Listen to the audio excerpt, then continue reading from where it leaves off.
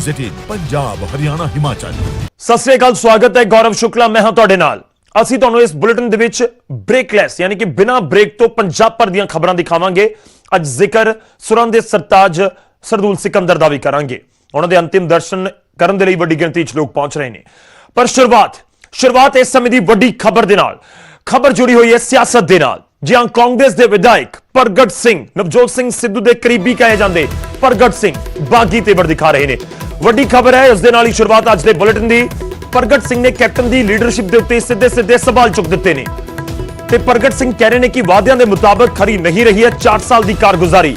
2022 ਦੇ ਵਿੱਚ ਕੈਪਟਨ ਦੇ ਨਾਮ ਦੇ ਉੱਤੇ ਵੋਟ ਦੇਣ ਤੋਂ ਪਹਿਲਾਂ ਲੋਕ ਸੋਚਣਗੇ ਅਗਲਾ ਸੀਐਮ ਚਿਹਰਾ ਕੌਣ ਹੋਵੇਗਾ। ਇਹ ਜਾਖੜ ਸੁਨੀਲ ਜਾਖੜ ਤੈਅ ਨਹੀਂ ਕਰਨਗੇ, ਹਾਈ ਕਮਾਨ ਤੈਅ ਕਰੇਗਾ।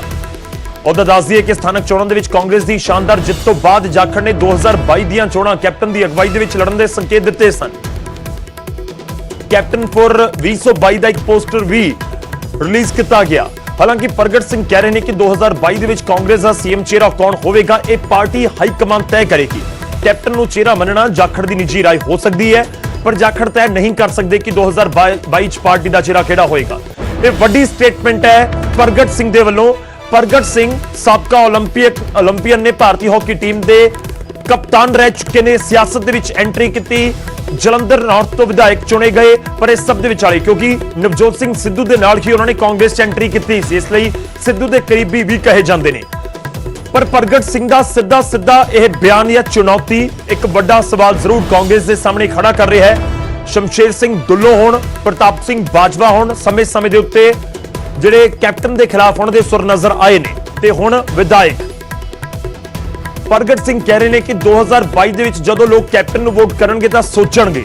4 ਸਾਲ ਦੀ ਕਾਰਗੁਜ਼ਾਰੀ ਤੋਂ ਸੰਤੁਸ਼ਟ ਪ੍ਰਗਟ ਸਿੰਘ ਨਜ਼ਰ ਨਹੀਂ ਆ ਰਹੇ ਨੇ, ਆਪਣੀ ਸਰਕਾਰ ਦੀ ਕਾਰਗੁਜ਼ਾਰੀ ਤੋਂ ਬਹੁਤੇ ਖੁਸ਼ ਨਜ਼ਰ ਨਹੀਂ ਆ ਰਹੇ।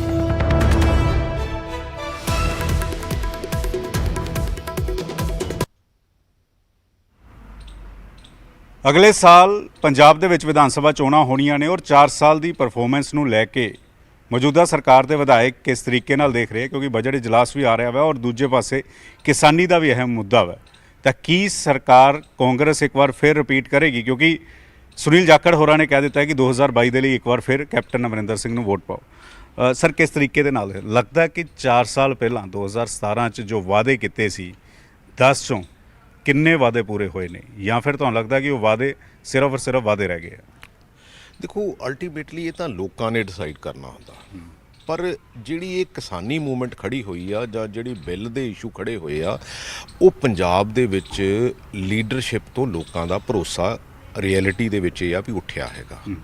ਇਸੇ ਕਰਕੇ ਉਧਰੋਂ 3 ਬਿੱਲ ਆ ਗਏ ਤੇ ਲੋਕੀ ਆਪ ਮੁਹਾਰੇ ਹੋ ਕੇ ਕਿਸਾਨ ਜਥੇਬੰਦੀਆਂ ਅੱਗੇ ਲੱਗ ਗਈਆਂ ਤੇ ਉਹ ਜਿਹੜੇ ਆ ਉਹ ਜਾ ਕੇ ਦਿੱਲੀ ਬੈਠ ਗਏ। ਰਿਐਲਿਟੀ ਤਾਂ ਇਹ ਹੈਗੀ ਆ। ਉਹਨੂੰ ਚਾਹੇ ਉਹ ਕਾਂਗਰਸ ਹੋਵੇ, ਚਾਹੇ ਅਕਾਲੀ ਦਲ ਹੋਵੇ, ਚਾਹੇ ਅਕਾਲੀ ਦਲ ਹੋਵੇ, ਚਾਹੇ ਉਹ ਕਾਂਗਰਸ ਹੋਵੇ, ਚਾਹੇ ਡੈਫੀਨੇਟਲੀ ਮੈਂ ਕਦੀ ਵੀ ਉਸ ਗੱਲ ਤੋਂ ਇਨਕਾਰ ਨਹੀਂ ਕਰਦਾ। ਹਾਂ, ਲੇਕਿਨ ਕੁਝ ਚੀਜ਼ਾਂ ਚੰਗੀਆਂ ਵੀ ਹੋਈਆਂ ਹੈਗੀਆਂ, ਕੁਝ ਚੀਜ਼ਾਂ ਕਿਉਂਕਿ 2017 ਤੋਂ ਪਹਿਲਾਂ ਵਾਅਦਾ ਸੀਗਾ ਡਰੱਗਸ ਦਾ, ਨਸ਼ਾ ਖਤਮ ਹੋਏਗਾ। ਨਸ਼ਾ ਪੰਜਾਬ 'ਚ ਖਤਮ ਹੋਇਆ ਜਾਂ ਨਹੀਂ?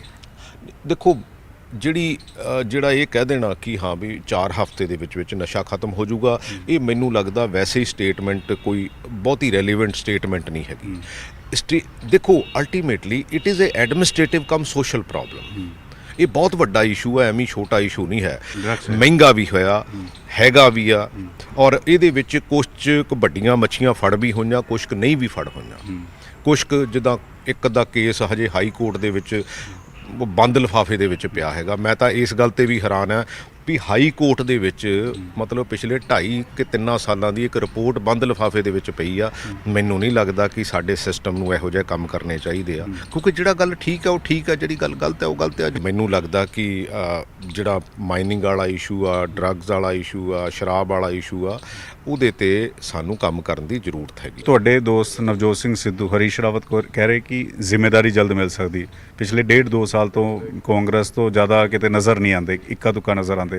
ਕੀ ਜ਼ਿੰਮੇਵਾਰੀ ਸਿੱਧੂ ਹੋਰਾਂ ਨਾਲ ਕੋਈ ਗੱਲ ਹੋਈ ਹੈ? ਔਰ ਸਿੱਧੂ ਹਰੀ 2022 ਲਈ ਕੀ ਕਰ ਰਹੇ, ਕੋਈ ਗੱਲਬਾਤ ਹੋਈ ਹੈ? ਦੇਖੋ, ਬੰਦਾ ਤਾਂ ਚੰਗਾ ਹੈ, ਇਹਦੇ 'ਚ ਤਾਂ ਕੋਈ ਦੋ ਰਾਮਾ ਨਹੀਂ ਹੈ, ਪਰ ਜਿੰਨਾ ਚਿਰ ਨਹੀਂ ਹੋ ਜਾਂਦਾ ਹੁਣ, ਕਿਉਂਕਿ ਇੰਨੀ ਵਾਰੀ ਸੁਣ ਲਿਆ ਵੀ ਹੋ ਰਿਹਾ, ਕੱਲ ਨੂੰ ਹੋ ਰਿਹਾ, ਪਰਸੋਂ ਨੂੰ ਗੱਲ ਹੋਈ ਤੁਹਾਡੇ ਨਾਲ? ਹੋ ਜਾਂਦੀ ਹੈ ਮੇਰੀ ਗੱਲ ਤਾਂ। ਕੀ ਕਹਿ ਰਹੇ? ਨਹੀਂ, ਹੀ ਸੈਡ ਕਿ ਦੇਰ ਇਜ਼ ਸਮਥਿੰਗ ਕੁਝ ਮਿਲ ਰਿਹਾ ਕੁਛ ਮਤਲਬ ਕੁਛ ਨਾ ਕੁਛ ਕਾਂਗਰਸ ਪਾਰਟੀ ਅਲਟੀਮੇਟਲੀ ਵੱਡੀ ਪਾਰਟੀ ਆ, ਕੁਛ ਨਾ ਕੁਛ ਸੋਚਦੀ ਹੋਊਗੀ ਇਸ 2022 ਚ ਸਿੱਧੂ ਕਿੱਥੇ? ਨਹੀਂ ਦੇਖੋ ਅਲਟੀਮੇਟਲੀ ਤਾਂ ਪਾਰਟੀ ਜਿੱਤਦੀ ਆ, ਕੱਲਾ ਕੋਈ ਨਹੀਂ ਜਿੱਤਦਾ। ਇਟ ਇਜ਼ ਅ ਟੀਮ, ਮੈਂ ਤਾਂ ਟੀਮ ਪਲੇਅਰ ਹਾਂ।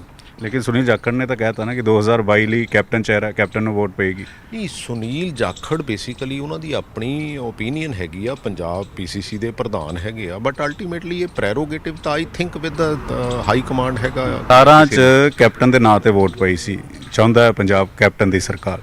2022 ਚ ਕੈਪਟਨ ਦੇ ਨਾਂ ਤੇ ਵੋਟ ਪਏਗੀ ਜਾਂ ਤੁਹਾਨੂੰ ਲੱਗਦਾ ਕਿ ਕੋਈ ਹੋਰ ਚਿਹਰਾ ਵੀ ਹੋ ਸਕਦਾ, ਜਿਵੇਂ ਤੁਸੀਂ ਕਹਿ ਰਹੇ ਹੋ ਕਿ ਹਾਈ ਕਮਾਨ ਤੈਅ ਕਰੇਗੀ? ਦੇਖੋ ਹਾਲਾਤ ਪਤਾ ਨਹੀਂ ਕਿਹੋ ਜਿਹੇ ਹੋਣਗੇ, ਬਟ ਲੋਕੀ ਸੋਚਣਗੇ ਜ਼ਰੂਰ ਇੱਕ ਵਾਰੀ, ਕਿਉਂਕਿ ਸਾਡੀ ਅਲਟੀਮੇਟਲੀ ਦੇਖੋ 2017 ਦੇ ਵਿੱਚ ਕੈਪਟਨ ਅਮਰਿੰਦਰ ਸਿੰਘ ਨੂੰ ਵੋਟ ਪਈ ਸੀਗੀ, ਕਿਉਂਕਿ 2005 ਪਾਣੀਆਂ ਦਾ ਵਾਟਰ ਜਿਹੜਾ ਐਗਰੀਮੈਂਟ ਜਿਹੜਾ ਉਹ ਟਰਮੀਨੇਸ਼ਨ ਸੀ, ਔਰ 1984 ਦੇ ਵਿੱਚ ਜਿਹੜਾ ਉਹਨਾਂ ਨੇ ਰਿਜ਼ਾਈਨ ਕੀਤਾ ਸੀ। ਉਹ ਦੋ ਉਹਨਾਂ ਦੇ ਕ੍ਰੈਡਿਟ ਵੱਡੇ ਕ੍ਰੈਡਿਟ ਆ ਜਿਨ੍ਹਾਂ ਨੂੰ ਉਹ ਵੱਡੇ ਲੀਡਰ ਬਣੇ ਹੈਗੇ।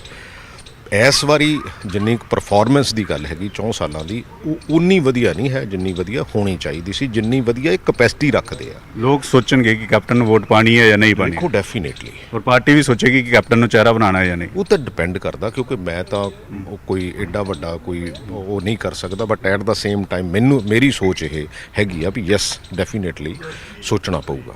ਨਿਊਜ਼ 18 ਨਾਲ ਗੱਲਬਾਤ ਕਰਨ ਲਈ ਧੰਨਵਾਦ। ਤਾਂ ਇਹ ਸਨ ਕਾਂਗਰਸ ਦੇ ਵਿਧਾਇਕ ਪ੍ਰਗਟ ਸਿੰਘ, ਜੋ ਸਾਫ਼ ਤੌਰ ਤੇ ਕਹਿ ਰਹੇ ਕਿ 2022 ਦਾ ਕਾਂਗਰਸ ਦਾ ਚਿਹਰਾ ਕੌਣ ਹੋਏਗਾ ਇਹ ਪਾਰਟੀ ਆਲਾ ਕਮਾਨ ਨੇ ਤੈਅ ਕਰਨਾ ਹੈ। ਕੈਮਰਾਮੈਨ ਸੰਦੀਪ ਦੇ ਨਾਲ ਪੰਕਜ ਭਾਈ, ਨਿਊਜ਼ 18 ਚੰਡੀਗੜ੍ਹ। ਤਾਂ ਜ਼ਿਕਰ ਹੋ ਰਿਹਾ ਕਿ ਪਾਰਟੀ ਹਾਈਕਮਾਨ ਚਿਹਰਾ ਤੈਅ ਕਰੇਗੀ।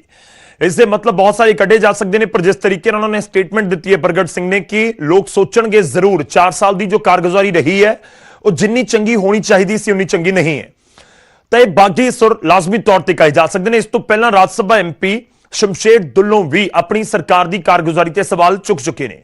ਸਥਾਨਕ ਚੋਣਾਂ ਦੇ ਵਿੱਚ ਕਾਂਗਰਸ ਦੀ ਜਿੱਤ ਤੋਂ ਬਾਅਦ ਦੁੱਲੋਂ ਨੇ ਕਿਹਾ ਸੀ ਕਿ ਇਸ ਜਿੱਤ ਨੂੰ ਪਾਰਟੀ 2022 ਦਾ ਟ੍ਰੇਲਰ ਨਾ ਸਮਝੇ, ਕਿਉਂਕਿ ਅਜੇ ਤੱਕ ਜਨਤਾ ਦੇ ਨਾਲ ਕਿਤੇ ਕਈ ਵਾਅਦੇ ਪੂਰੇ ਨਹੀਂ ਹੋਏ।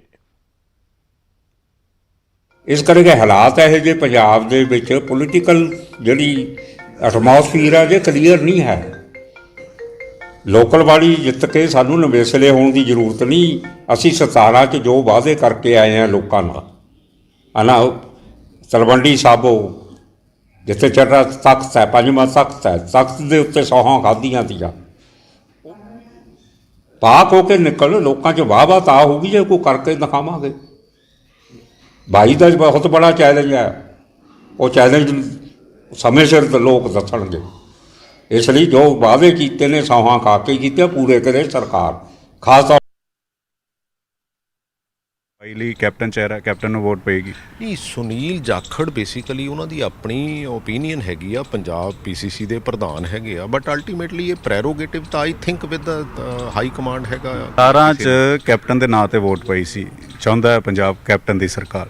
2022 ਚ ਕੈਪਟਨ ਦੇ ਨਾਂ ਤੇ ਵੋਟ ਪਏਗੀ ਜਾਂ ਤੁਹਾਨੂੰ ਲੱਗਦਾ ਕਿ ਕੋਈ ਹੋਰ ਚਿਹਰਾ ਵੀ ਹੋ ਸਕਦਾ, ਜਿਵੇਂ ਤੁਸੀਂ ਕਹਿ ਰਹੇ ਹੋ ਕਿ ਹਾਈ ਕਮਾਨ ਤੈਅ ਕਰੇਗੀ? ਦੇਖੋ ਹਾਲਾਤ ਪਤਾ ਨਹੀਂ ਕਿਹੋ ਜਿਹੇ ਹੋਣਗੇ, ਬਟ ਲੋਕੀ ਸੋਚਣਗੇ ਜ਼ਰੂਰ ਇੱਕ ਵਾਰੀ, ਕਿਉਂਕਿ ਸਾਡੀ ਅਲਟੀਮੇਟਲੀ ਦੇਖੋ 2017 ਦੇ ਵਿੱਚ ਕੈਪਟਨ ਅਮਰਿੰਦਰ ਸਿੰਘ ਨੂੰ ਵੋਟ ਪਈ ਸੀਗੀ, ਕਿਉਂਕਿ 2005 ਪਾਣੀਆਂ ਦਾ ਵਾਟਰ ਜਿਹੜਾ ਐਗਰੀਮੈਂਟ ਜਿਹੜਾ ਉਹ ਟਰਮੀਨੇਸ਼ਨ ਸੀ, ਔਰ 1984 ਦੇ ਵਿੱਚ ਜਿਹੜਾ ਉਹਨਾਂ ਨੇ ਰਿਜ਼ਾਈਨ ਕੀਤਾ ਸੀ। ਉਹ ਦੋ ਉਹਨਾਂ ਦੇ ਕ੍ਰੈਡਿਟ ਵੱਡੇ ਕ੍ਰੈਡਿਟ ਆ ਜਿਨ੍ਹਾਂ ਨੂੰ ਉਹ ਵੱਡੇ ਲੀਡਰ ਬਣੇ ਹੈਗੇ। ਇਸ ਵਾਰੀ ਜਿੰਨੀ ਪਰਫਾਰਮੈਂਸ ਦੀ ਗੱਲ ਹੈਗੀ 4 ਸਾਲਾਂ ਦੀ, ਉਹ ਉਨੀ ਵਧੀਆ ਨਹੀਂ ਹੈ ਜਿੰਨੀ ਵਧੀਆ ਹੋਣੀ ਚਾਹੀਦੀ ਸੀ, ਜਿੰਨੀ ਵਧੀਆ ਇਹ ਕਪੈਸਿਟੀ ਰੱਖ। ਤਾਂ ਲਿਸਟ ਲੰਬੀ ਹੁੰਦੀ ਹੋਈ ਨਜ਼ਰ ਆ ਰਹੀ ਹੈ ਪੰਜਾਬ ਕਾਂਗਰਸ ਦੇ ਵਿੱਚ। 2017 ਦੀਆਂ ਚੋਣਾਂ ਤੋਂ ਪਹਿਲਾਂ ਵੀ ਇੱਕ ਧੜੇਬੰਦੀ ਬਹੁਤ ਵੱਡੀ ਸਮੱਸਿਆ ਨਜ਼ਰ ਆਉਂਦੀ ਸੀ। ਖੈਰ ਸਰਕਾਰ ਬਣੀ ਹੈ 2017 ਚ ਕਾਂਗਰਸ ਦੀ, ਪਰ ਇਸ ਸਭ ਦੇ ਵਿਚਾਲੇ ਪ੍ਰਗਟ ਸਿੰਘ ਦਾ ਬਿਆਨ ਜ਼ਰੂਰ ਇੱਕ ਪਰੇਸ਼ਾਨੀ ਨੂੰ ਵਧਾਉਣ ਵਾਲਾ ਕਹਿ ਸਕਦੇ ਹੋ।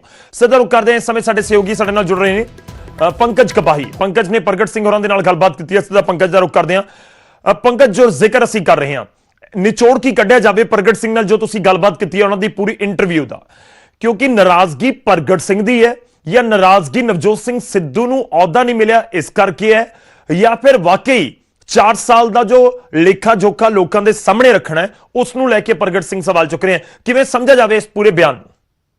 ਗੌਰਵ, ਇਹ ਪਹਿਲੀ ਵਾਰ ਨਹੀਂ ਹੈ ਕਿ ਪ੍ਰਗਟ ਸਿੰਘ ਨੇ ਆਪਣੀ ਹੀ ਸਰਕਾਰ ਦੇ ਖਿਲਾਫ ਆਵਾਜ਼ ਚੱਕੀ ਹੋਵੇ। ਪ੍ਰਗਟ ਸਿੰਘ ਦਾ ਇਹ ਟਰੈਕ ਰਿਕਾਰਡ ਹੈ।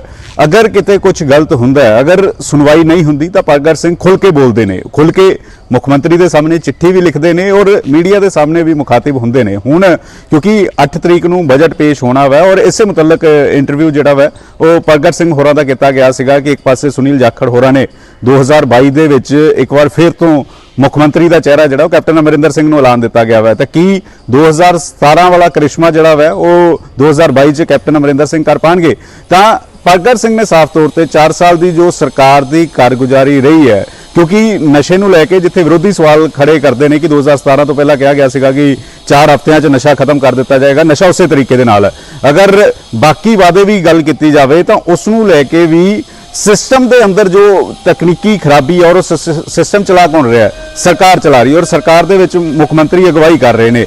ਤਾਂ ਇਸੇ ਕਰਕੇ ਪ੍ਰਗਟ ਸਿੰਘ ਖਫਾ ਵੀ ਨਜ਼ਰ ਆ ਰਹੇ ਨੇ, ਨਾਰਾਜ਼ ਵੀ ਨਜ਼ਰ ਆ ਰਹੇ ਨੇ ਔਰ ਸਵਾਲ ਜਿਹੜੇ ਨੇ ਉਹ ਆਪਣੀ ਹੀ ਪਾਰਟੀ ਦੇ ਉੱਤੇ ਚੁੱਕੇ ਨੇ, ਆਪਣੇ ਹੀ ਮੁਖੀਆ ਦੇ ਉੱਤੇ ਚੁੱਕੇ ਨੇ ਔਰ ਸਾਫ਼ ਤੌਰ ਤੇ ਕਿਹਾ ਕਿ ਪਾਰਟੀ ਆਲਾਕਮਾਨ ਤੈਅ ਕਰਦੀ ਹੈ ਕਿ ਮੁੱਖ ਮੰਤਰੀ ਦਾ ਚਿਹਰਾ ਕੌਣ ਹੋਵੇਗਾ। ਔਰ ਅਗਰ ਕੈਪਟਨ ਅਮਰਿੰਦਰ ਸਿੰਘ ਨੂੰ ਮੁੱਖ ਮੰਤਰੀ ਦਾ ਚਿਹਰਾ ਐਲਾਨ ਵੀ ਕਰ ਦਿੱਤਾ ਜਾਂਦਾ ਹੈ ਤਾਂ ਜੋ ਕਰਿਸ਼ਮਾ 2017 ਦੇ ਵਿੱਚ ਸੀ, ਜੋ ਇਮੇਜ ਦਿਖਾਈ ਗਈ ਸੀ ਕਿ ਕੈਪਟਨ ਅਮਰਿੰਦਰ ਸਿੰਘ ਦੀ, ਚਾਹੇ ਐਸਵਾਈਐਲ ਦੇ ਮੁੱਦੇ ਤੇ ਹੋਵੇ ਜਾਂ ਉਸ ਤੋਂ ਪਹਿਲਾਂ ਅਸਤੀਫਾ ਦੇਣ ਦੀ ਗੱਲ ਹੋਵੇ, ਉਹ ਪਿਛਲੇ 4 ਸਾਲਾਂ 'ਚ ਨਜ਼ਰ ਨਹੀਂ ਆਇਆ। ਇਸ ਕਰਕੇ ਲੋਕ ਸੋਚਣਗੇ ਕਿ ਇਸ ਵਾਰ ਕੈਪਟਨ ਅਮਰਿੰਦਰ ਸਿੰਘ ਨੂੰ ਵੋਟ ਪਾਣੀ ਹੈ ਜਾਂ ਨਹੀਂ ਪਾਣੀ, ਕੈਪਟਨ ਅਮਰਿੰਦਰ ਸਿੰਘ ਚਿਹਰਾ ਹੋਏਗਾ ਜਾਂ ਨਹੀਂ ਹੋਏਗਾ।